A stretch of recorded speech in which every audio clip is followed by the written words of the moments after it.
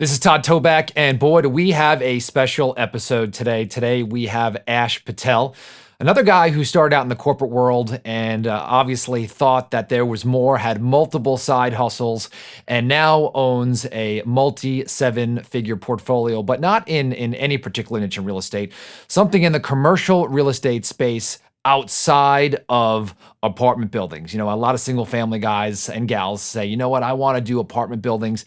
And our guest today said, hey, you know what, I want to get into something different, something not as competitive, and something that's going to make me a lot of money. And so we've got a special guest today. Welcome, Ash Patel. How's it going? Todd, very well. How are you? Good. Now, Good. Ash, Thanks for before I having me mentioned, you were on. actually the host of another big podcast, right? The Best Real Estate Investing Show. Yes, the best ever commercial real estate. Yes. Yeah.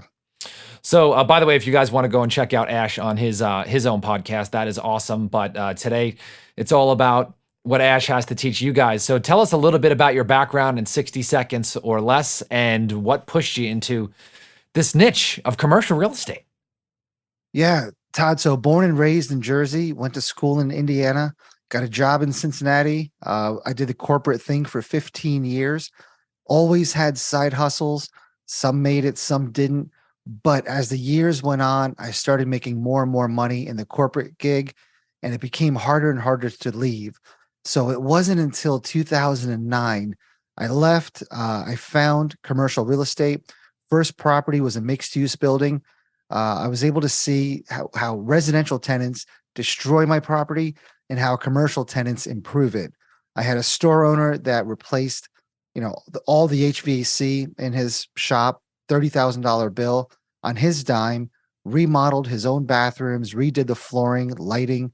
And it blew me away that you have one class of tenants that adds wear and tear, high turnover, and then you have another class of tenants that actually improves your space, and they're professional business owners. So at that point, dropped everything I was doing and went full time into becoming a commercial real estate investor. Have gone on to buy office, retail, warehouse, industrial, flex, restaurants, medical, ground up development, basically anything that doesn't have residential tenants. I don't do self storage, don't do multifamily, and I don't do RV parks, although I've passively invested in those asset classes. So, I mean, that first of all, that's awesome. Congratulations, right? Everyone's like, "Oh my gosh, I want to hear more." I mean, that's a pretty good opening there. So, Ash, let me ask you this. Obviously, it's 2009. We're going through a real estate crash. You have your corporate gig. You're starting to make more and more money. I think a lot of people listening, there's some people who are like, "Hey, I'm barely making enough to survive," and there's other people who's kind of trapped in maybe a job that they don't like. I think we're pretty similar. I was actually selling Viagra. I'm not sure if you remember that. But you know, it- there's a point where someone says, "Hey, you know what? I'm going to take this jump. I'm going to take this leap." Right? What was your turning point when you're like, "Hey, I'm going to invest in this, this multi-use space," right? I mean, that's scary to a lot of people, right? What was the turning point? Yeah, there wasn't a turning point. It was really a dumb mistake that got me into it. We were looking for tax write offs. My wife and I were both W 2 earners for a lot of years, and our accountant would never give us any options. He just said, if you make it, you got to pay it. Always heard real estate had some good taxable write offs, and dove into real estate, but didn't really understand how depreciation worked, how cost segs worked. So just figured it out. But really, before I fell in love with the tax implications, I fell in love with the fact that you could passively make money while you're sleeping. And again, you deal with tenants that improve your property. Right. So that first one, I mean, how'd you find it? MLS, residential MLS. Residential MLS. Yeah, it's a great way to find commercial deals. Now that's interesting because a lot of people out there say, okay, you should take a look on Crexian and LoopNet to find commercial deals, and I've heard some people say that that's where real estate deals go to die.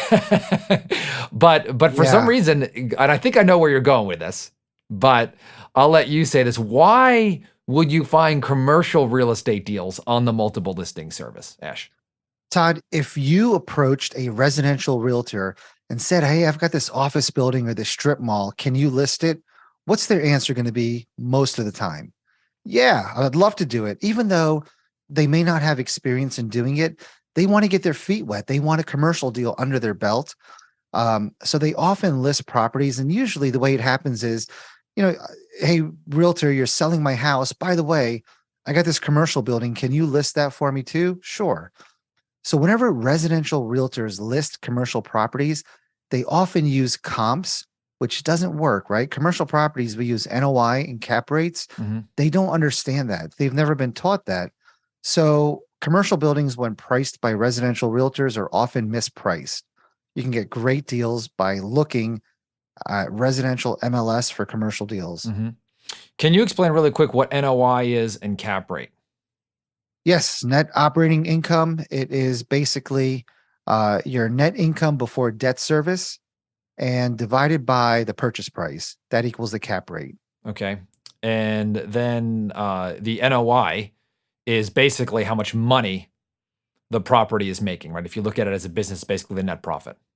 Yeah, a simple way to look at it is if you paid all cash for the property, Mhm. your cap rate is the percentage of the purchase price that goes into your pocket at the end of the year.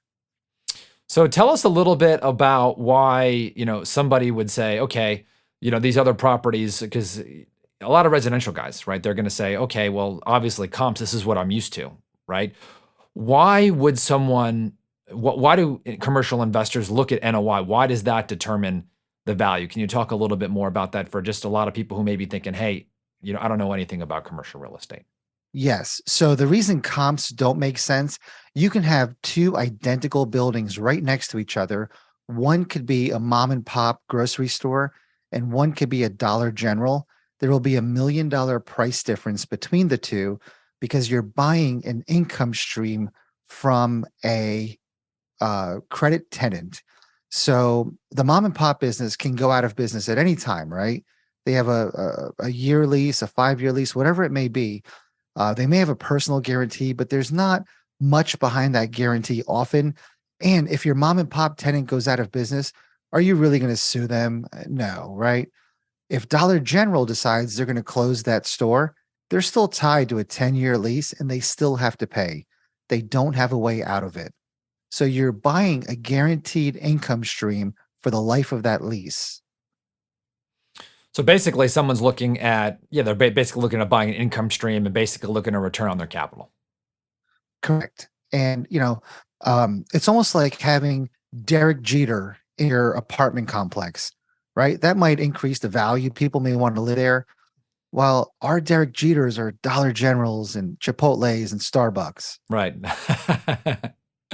So here's a question. So, and hopefully I'm not going, too far off topic. So obviously you did this one deal. This guy put, an HVAC, in your property, and you're like, oh my gosh, I never want to deal with a residential tenant again. What? So now where are you? I mean, what is the niche that you really like to invest in after you've done that first deal? There's no niche. We'll do anything that makes a lot of money. We typically don't touch deals that are under 20% cash on cash at inception. If they're below that, let's say 14, 15%, there has to be a viable path to a big value add, Mhm. right? So we see deals all day long, 14, 15% cash on cash. If there's no upside, we'll pass on them. So retail right now is hot. Industrial flex space is hot. People think there's a retail apocalypse going on, the Amazon effect, recessions on the horizon, inflation. But CBRE just released last week that retail vacancy is the lowest it's ever been since they started recording that metric in 2005. Hmm. So retail is very healthy, especially when you look at neighborhood centers. So Todd, for a lot of your listeners, if they're used to residential, if they're used to multifamily, look at those neighborhood strip centers that serve that community, right? The optometrist, the insurance place, the pizza place, the deli, they're all internet resistant and recession resistant businesses. And they're huge returns on the money. Sure. So like I'm thinking of like a retail center that's up the block from me, right? They've got a Smart and Final. Do they have a Smart and Final by you guys? They don't. Okay. There's like a well, it's like a big grocery chain out here in San Diego, like kind of like a mini Costco. Got it. right? And then they also have like a Great Clips, and they've got an optometrist and a jewelry store. So they've got some bigger tenants, and then they got a large health club, in there, and then they've got some smaller tenants in there. Can you talk a little bit about, because you talked about the Derek Jeters, and those big time tenants, right? Is there a mix of the big time tenants and the small time tenants? And, how do you look at who you're going to put in your retail centers? So that's a great question. When you're buying the retail center, if you buy it with all rock stars, you can only go down from there, right? There's not much value you're going to add. Imagine buying that Whole Foods strip mall with all national tenants in there. That's great. You're going to pay a very low cap rate, a very high price, and hopefully you have some stability. But if one of those tenants goes out, then two or three go out, you now have very expensive dirt, and momentum is a real thing in this industry where as you start having more vacancy, your existing tenants are more reluctant to renew, thinking that there's going to be continued vacancy. When you have mom and pop tenants, there's nowhere to go but up. You could potentially replace them when they leave with a national tenant. So a good example is the local barber shop. If they go out and you can replace that with a Great Clips, they can literally pay the same rent, but you've probably increased the value of that center just because of the national tenant signing the lease by probably $500,000 or more is your increase by signing a national tenant. So the ideal strips to buy, again, if they're mom and pop in a nice suburban area, perfect. You don't have to go out of your way to get national tenants, but our best deals have been a combination of national tenants, mom and pops, and some vacancy. So there's a lot of upside there, right? Fill the vacancies, potentially increase the rents on mom and pops, or get national tenants in there if they don't renew, and just add a ton of value. Mhm. So how do you get the national tenants versus the mom and pops? Yeah, that's $1 million question. Everybody thinks there's a magical formula. There really isn't. It's networking, pounding the pavement. I'll give you an example. I had a 31,000 square foot building that had a month to month tenant that really was okay leaving if I could replace them. And I looked for 30,000 square foot tenants. It's a small niche. There's a store called Bargain Hunt that's big in the southeast, and they're heading up to the Midwest. I found this person on LinkedIn that's responsible. It's their VP of real estate. Hit them up a million times on LinkedIn, try to get their phone number, couldn't. Finally got him as a friend on Facebook and was able to interact with them there. And they told us we're not interested in Ohio anymore. We're going to these other states. But it's all pounding the pavement and using your network, right? If you have some brokers that have connections to Starbucks or Chipotle, you can use them, pay their commission. You can always approach the national tenants. They'll tell you who their real estate advisors, brokers, or reps are in different areas. But again, penetrating those people is difficult because everybody is after them, right? Anyone that owns raw land or vacant commercial space is going to approach Starbucks, Walgreens, all of those people and try to get them. So you've got to, it's kind of like if you want a job interview, you got to find that HR person and get in front of them somehow. Mhm. So it's literally pounding the pavement, exhausting your network, and using every resource you have. Right. Let's go back to something that you said is 20% cash on cash. All right, because again, there's some people who are very familiar with commercial real estate, and there's others who are like, hey, what is that? So I'm assuming, and correct me if I'm wrong, Ash, when you mean 20% cash on cash, you mean that to purchase the property, there's going to be some kind of down payment, then there's going to be some kind of financing that comes in, right? And then you're going to be talking about the cash flow that comes in, right? Based on the down payment that you put down, and then also possibly, well, did the down payment, not including your profit when you sell. Is that correct? Correct. We never take into account appreciation. Profit when we sell is never in our pro forma. Mhm. So One thing I a good really like example, about this, Ash, is, I hate speculation, right? I hate going into a market and you're like, "Hey, I hope properties go up."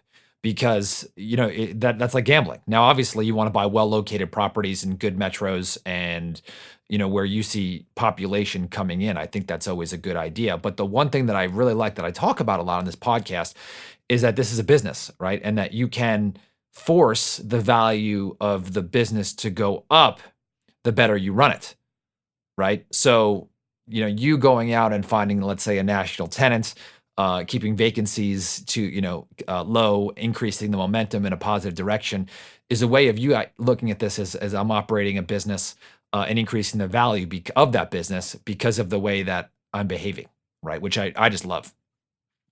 Correct. And to illustrate your example, let's say you buy a $500,000 building. You put $100,000 down. Your 20% cash on cash return is basically $20,000 profit after you pay all of your expenses and after you pay your mortgage on the building. Mhm. So, someone listening to this, they're like, okay, how can I do my first deal? Like, I don't have, $200,000 just laying around, Ash, right? So, I know that you work with private investors, but if someone's just starting out, what would you say? Okay, what's, step one, step two, step three, step four, step five? Yeah, learn how to find deals and learn how to identify what a good deal is. There was a kid that I mentored. He just turned 30. When he was 28, he found a $5 million strip mall for us. And literally, for finding the deal, he'll make $200,000. He just found another office building that we're closing on Friday. It's $2.3 million. And on that one, he wants 20% of the GP for literally finding the deal, and we're happy to give it because the numbers work. So he'll make $250,000 on that. This kid, he's just turned 30, and he's a kid because I'm 47, but he just turned 30, and $500,000 in equity. Now, granted, he hasn't gotten a check yet. That comes in the back end when we sell the properties, but it's easily $500,000 or almost $500,000, right? For finding two deals. Hmm. So So, if you can I'm be a sorry, go deal ahead, Ash. finder, it's a great way to penetrate this industry. Mhm. So you used a word that not a lot of people might know. It's called GP, right? Can Yes. you explain what that is? So in residential real estate, let's say you buy a property and you wholesale it, right? And sometimes you'll get an assignment fee. Tell us a little bit about the difference. Let's say about wholesaling a deal, right? And obviously, I know people will hold and keep a residential house. But what is the difference between wholesaling a deal and let's say getting $50,000 up front versus making 200,000 as a GP, and what does GP stand for? Okay. Another good question. So there's typically two classes of shareholders in a real estate deal where you take on investors. So the investors are called LPs or limited partners, and it's mostly because they have limited liability and they have limited say in the management of the building. The general partners are typically the ones that sign on the loan, that find and operate the deal, and they get paid at a different rate than the LPs. So, in terms of wholesaling or getting paid in the front end or back end, on both of these deals, I offer this individual money up front, or do you want to be in the deal and make more money on the back end? So, for the $5 million strip mall, he could have gotten $50,000 up front when we closed, or he'll make 200,000 on the back end in, let's say, 3.5 years when we close, right? So as anybody that has the deal, you typically have that option. You can just sell the deal off, or often they'll include you as a percentage equity partner in the deal. And I'm telling you, having the deal is everything because successful investors, their bottleneck is often not capital because they can raise that. Most of our bottlenecks are lack of deals, finding good deals.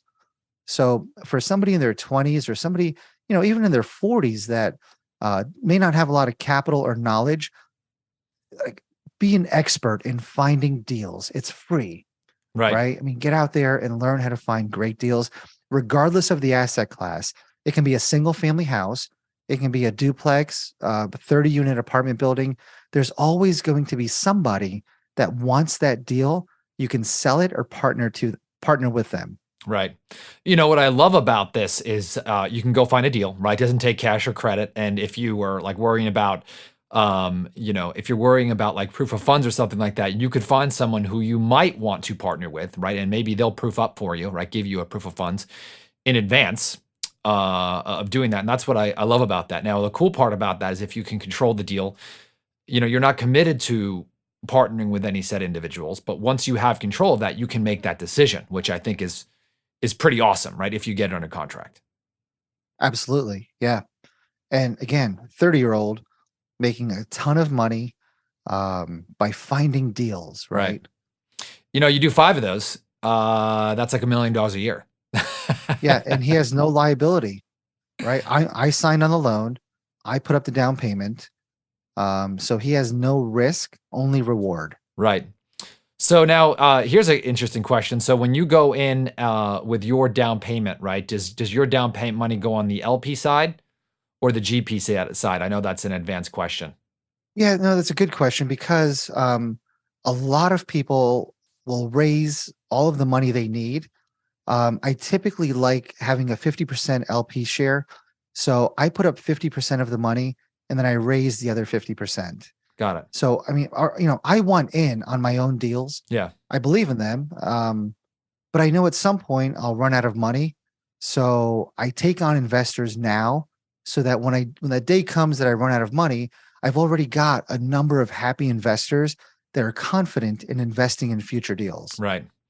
That is so awesome. And the more pieces that you bring to the pot, the more pieces that you bring in to this pie, right? The more value that you can bring, right? So obviously you've got the person bringing the deal, you got the person raising the money, you got the person managing, the day-to-day of the operation. So it truly is, putting a puzzle piece together. And the more skills and context you have, the bigger piece that you can get. But I just love that, Ash, how, no matter where you're at, right? You find a way to bring value. And obviously bringing deals is obviously the easiest way to get in. Yeah, I want to add, for your listeners, what we do is no different than what private equity people do. All we do is we find a deal and we marry it to money and we get a rip on the whole transaction, right? Right. Private equity companies do the same thing. Anybody can learn how to find the deal if they put the time in. Now, if you can't marry that with money, it's because your network isn't big enough, right? So build your network. And once you have the network, you have the deal, you have the network, then you need the execution, partner with somebody that can execute or learn how to do that. And it's a very simple formula to make money. So Ash, what is the best way to build your network? You have a lot of guys in there, right? In their 20s, and they're surrounded by people, let's say, who are making, and this is not a bad thing, but just it is what it is, right? Who are making $40,000, $50,000 a year, who are talking about, playing video games and getting drunk on the weekends, right? And someone wants to make a change. Where do they start? Great question. First, realize the value of your network, then figure out how to build it. LinkedIn, specific Facebook groups, local meetups, but more than anything, continue to put yourself out there. Offer to mentor people if there's an area that you're an expert in, but constantly put yourself out there. I have a student in my mastermind that for 1 year, he made one post on Facebook, one a day for a whole year. And all these other people that have never met him are like, oh, I know that guy. Well, how do I know him? Like, yeah, I know him. He's a friend of mine on social media. This guy is like front and center on everybody's radar from one post per year. Sorry, one post per day for a whole year. And the post wasn't even business related. It could be something about him, motivational. Rarely was it real estate related, but be relevant, right? Put yourself out there and people will gravitate towards you. That's awesome. So Ash, how could people get a hold of you if they wanted to partner or do a deal or send you a deal or learn more about you? I know that you do have a mastermind, and Ash didn't even ask me to bring that up, but how do they, if they want to know more about you, where to get a hold of you? So my email address is ash, ASH, at investbeyondmultifamily.com. You can go to our website, investbeyondmultifamily.com. I'm on Facebook, LinkedIn, Bigger Pockets. I personally respond to everybody that sends me a message. Very easy to get a hold of and very accessible. Thank you. Appreciate it, Ash. Now, you know, I was calling you Ash Awesome. just because I'm from New York. Listen, man, I'm from Jersey. You're okay. Also, Hey, listen, this was a fun conversation. Thank you. yeah. Thanks for what you do for your audience. Yeah, appreciate it. By the way, if you want a copy of the motivated script that we use to talk to sellers on a day-to-day basis, the one that we've used to lock up over 1,400 deals, go to nolimitsrealestateinvesting.com/script, and I'll give you a free copy. Talk to you soon.